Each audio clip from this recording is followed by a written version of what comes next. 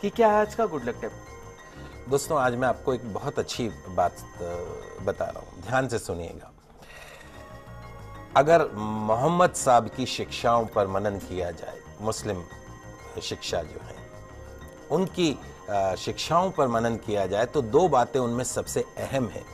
पहली क्या है, मोहम्मद साहब की जो शिक्षाएं हैं वो किसी भी एक देश के लिए नहीं है या किसी भी एक धर्म के लिए नहीं है, हिंदू मुस्लिम सिख ईसाई, ऐसा नहीं है, सबके लिए है।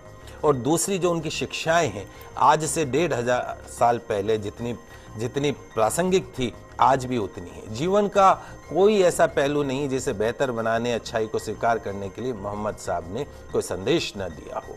उनके संदेशों को गलत अर्थों में ले लें वो अलग बात है। उनकी जो बातें हैं वो इंसानों को सच की राह दिखाती हैं।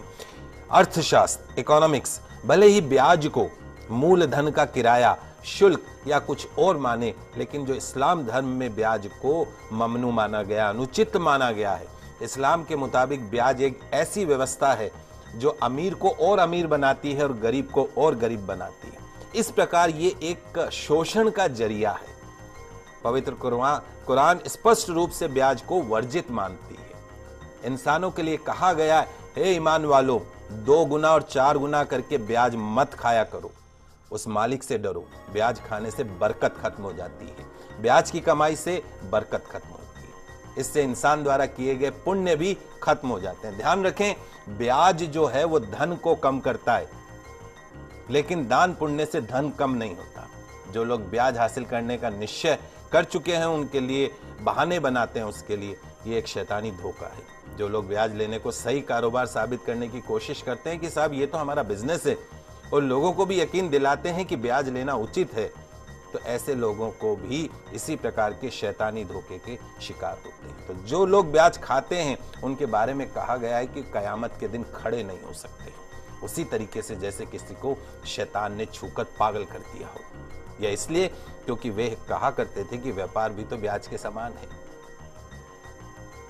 व्यापार को वैध कहा गया है, ब्याज को पूरी तरीके से अवैध कहा गया है।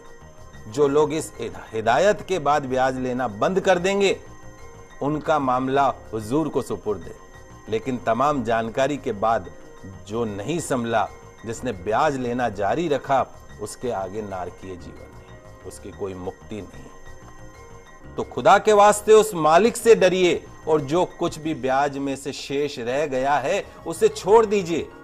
यदि तुम सच्चे दिल से ईमान रखते हो, ना तुम खुद जुल्म करो और ना तुम पर जुल्म किया जाए। अगर तुम्हारे पास धन हो तो जरूरतमंद लोगों को कर्ज दो, उन्हें वापसी के लिए कम से कम इतना तो समय दो कि कर्जदार इंसान उसे आसानी से वापस लौटा सके, आत्महत्या नहीं करे। किसी वास्तविक वो अवश्यम भावी जो मजबूरी होती है कि जानबूझ के कोई नहीं, लेकिन मजबूरी है, अगर उस मजबूरी में अगर वो तुम्हारा समय पर धन नहीं लौटा सके तो उस पर कभी सख्ती मत करो, उसका अपमान मत करो, गालियां मत दो, उसे और समय दो। रोजी कमाने का गलत तरीका, गलत साधन, गलत रास्ता मत अपनाइए। मालिक से डरते हुए, उसकी नाफरमानी से बचते हुए सही जायज हलाल तरीके अपनाइए। हराम रोजी के करीब भी मत जाइए।